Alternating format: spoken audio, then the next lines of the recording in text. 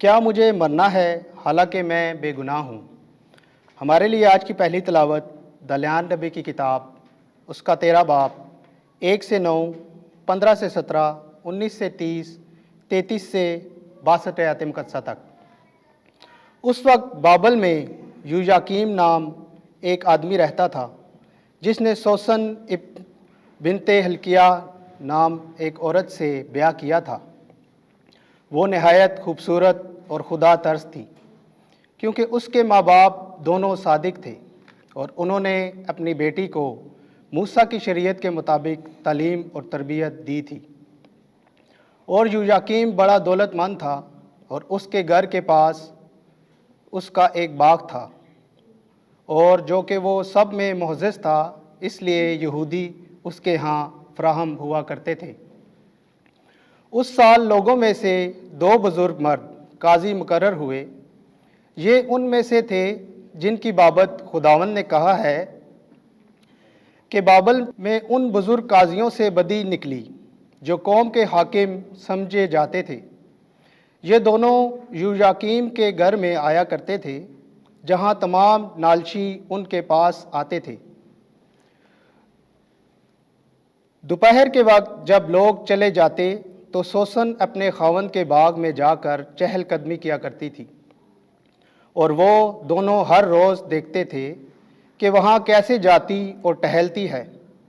تو وہ اس کی ہوس میں شیفتہ ہو گئے، اور انہوں نے اپنی عقل کو شرارت کے حوالے کر دیا اور اپنی آنکھیں پھیر لیں۔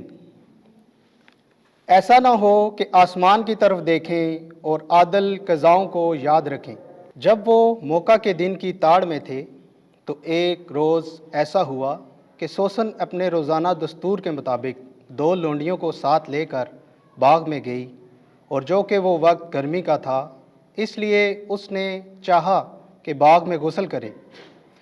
ان دنوں بزرگوں کے سوا وہاں کوئی نہ تھا، اور یہ چھپ کر اسے دیکھ رہے تھے۔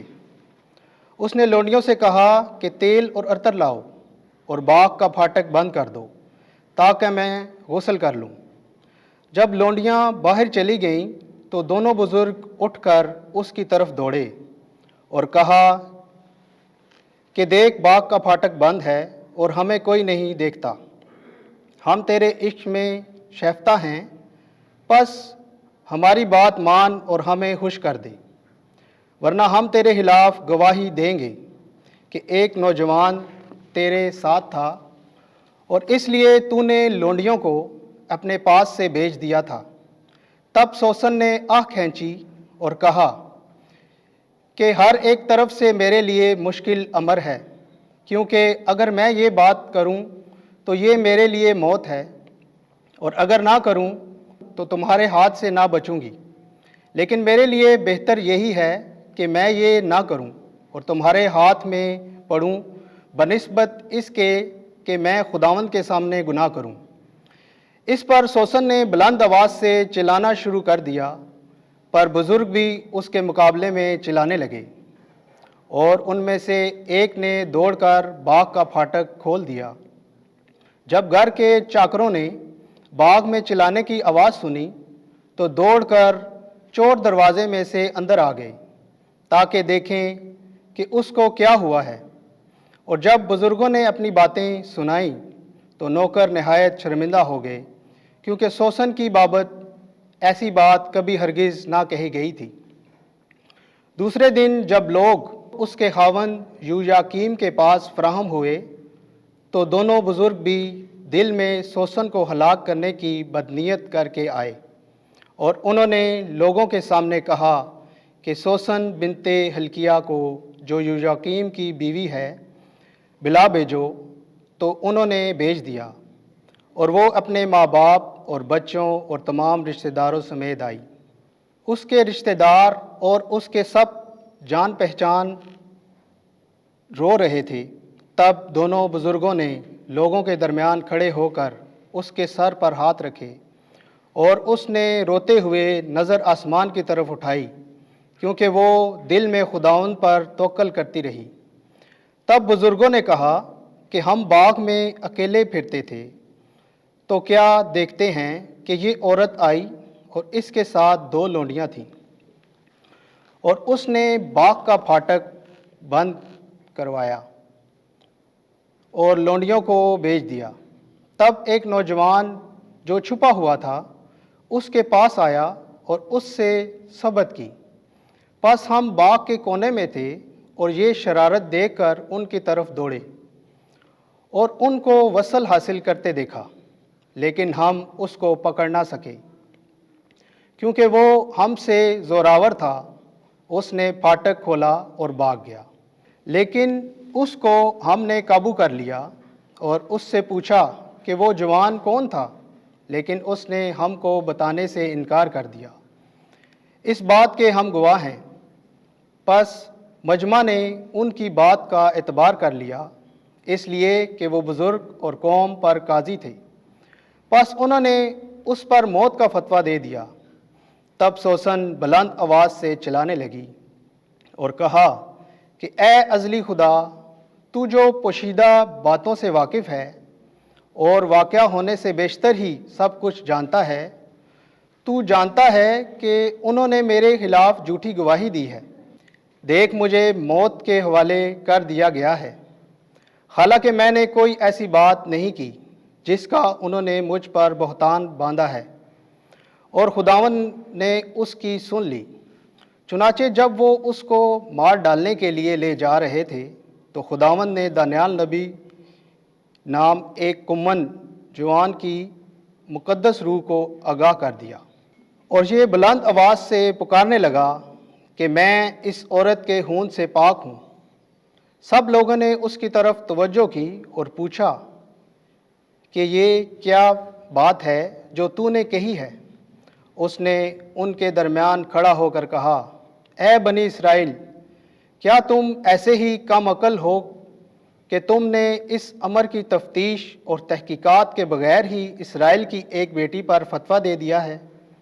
عدالت گاہ کی طرف واپس چلو، کیونکہ ان دونوں نے اس کے خلاف جھوٹی گواہی دی ہے۔ اس پر سب لوگ شتابی سے واپس لوٹے اور بزرگوں نے اس سے کہا کہ آ ہمارے درمیان بیٹھ اور ہمیں آگاہ کر، کیونکہ خدا نے تجھے بڑھاپے کی فضیلت دی ہے۔ اور دانیال نے ان لوگوں سے کہا کہ ان دونوں کو ایک دوسرے سے الگ کر دو اور میں ان کا امتحان کروں گا۔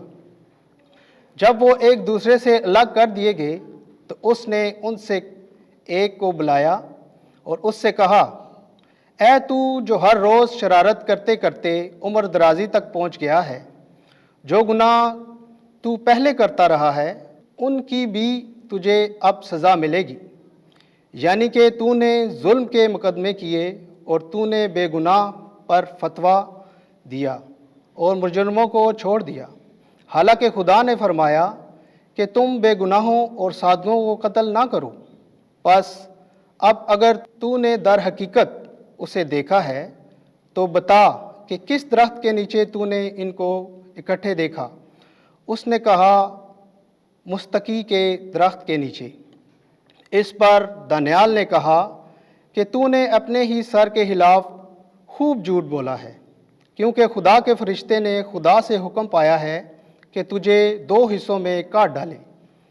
پھر اس نے اس کو ایک طرف کر دیا اور دوسرے کو پیش کرنے کا حکم دیا، اور اس سے کہا، اے تو کہ کنعان کی نسل ہے نہ کہ یہودا کی، حسن نے تجھ کو دھوکہ دیا ہے اور شہوت نے تیرے دل کو شرارت کے حوالے کر دیا ہے۔ تم اسرائیل کی بیٹیوں سے اسی طرح کرتے رہے ہو اور وہ ڈر کے مارے تم سے ملتی رہیں، لیکن یہودا کی اس بیٹی نے تمہاری شرارت کی برداشت نہیں کی۔ پس اب مجھے بتا کہ کس درخت کے نیچے تو نے ان کو اکٹھے پایا؟ اس نے کہا کہ بلوت کے درخت کے نیچے۔ دانیال نے اس سے کہا کہ تو نے بھی اپنے ہی سر کے خلاف خوب جھوٹ بولا ہے، کیونکہ خدا کا فرشتہ تلوار لیے ہوئے آمادہ ہے کہ تجھے 2 حصوں میں کاٹ ڈالے اور تم دونوں کو ہلاک کر دے۔ اس پر تمام مجمع بلند آواز سے نعرہ مارنے لگا اور انہوں نے خدا کو مبارک کہا جو اپنے بھروسہ رکھنے والوں کو بچا لیتا ہے، اور وہ ان دونوں بزرگوں کی خلافت میں کھڑے ہو گئے، کیونکہ دانیال نے انہی کے منہ سے ثابت کر دیا کہ انہوں نے جھوٹی گواہی دی ہے، اور ان سے وہی کیا گیا جو وہ بدنیتی سے اپنے ہمسائے سے کرنے لگے تھے، اور وہ موسیٰ کی شریعت کے مطابق قتل کر دیے گئے۔ یوں اس روز بے گناہ خون بچ گیا۔ پاکلام کے پڑھے اور سن جان پر خدا ان کی برکت ہو۔ زبور 23 جماعتی جواب۔ میں کسی آفت سے نہ ڈروں گا کیونکہ تو میرے ساتھ ہے۔ خداوند میرا چوپان ہے، مجھے کوئی کمی نہیں۔ وہ مجھے ہری ہری چراگاہوں میں بٹھاتا ہے، وہ مجھے راحت کی ندیوں کے پاس لے جاتا ہے، وہ میری جان کو بحال کرتا ہے۔ جماعتی جواب۔ میں کسی آفت سے نہ ڈروں گا کیونکہ تو میرے ساتھ ہے۔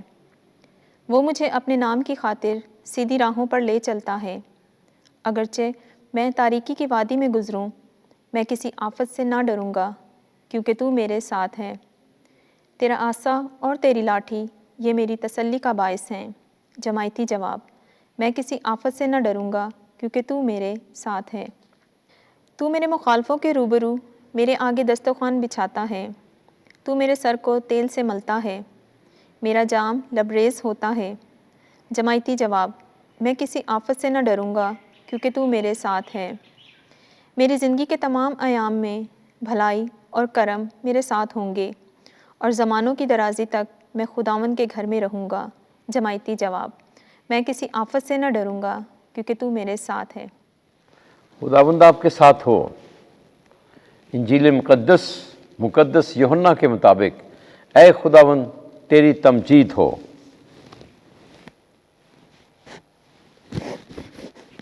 8واں باب پہلی آیت سے 11ویں آیت تک۔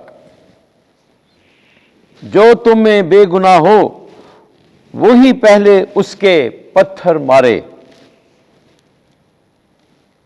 اس وقت یسوع کوہ زیتون کو گیا اور صبح سویرے پھر ہیکل میں آیا، اور سب لوگ اس کے پاس آئے، اور وہ بیٹھ کر انہیں تعلیم دینے لگا۔ تب فقی اور فریسی ایک عورت کو لائے جو زنا میں پکڑی گئی تھی، اور اس سے بیچ میں کھڑا کر کے اس سے کہا، اے استاد، یہ عورت زنا میں عین فعل کے وقت پکڑی گئی ہے۔ موسیٰ نے تو شریعت میں ہم کو حکم دیا ہے کہ ایسوں کو سنسار کریں، پس تو کیا کہتا ہے؟ انہوں نے یہ اسے آزمانے کے لیے کہا تھا تاکہ اس پر الزام لگانے کی وجہ پائیں۔ مگر یسوع جھک کر انگلی سے زمین پر لکھنے لگا، اور جب وہ اس سے سوال کرتے ہی رہے تو اس نے سیدھے ہو کر ان سے کہا کہ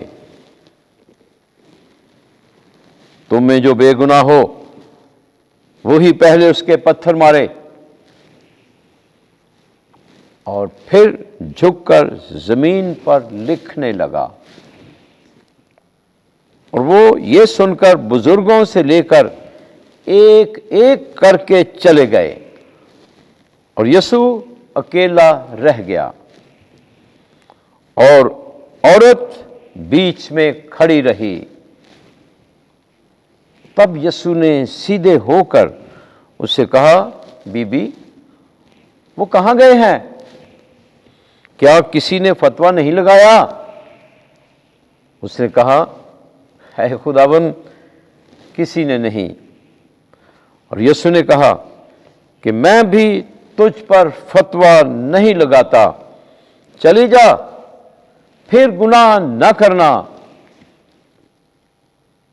انجیل مقدس کے وسیلے سے ہمارے گناہ معاف کیے جائیں۔ اے مسیح، تیری ستائش ہو۔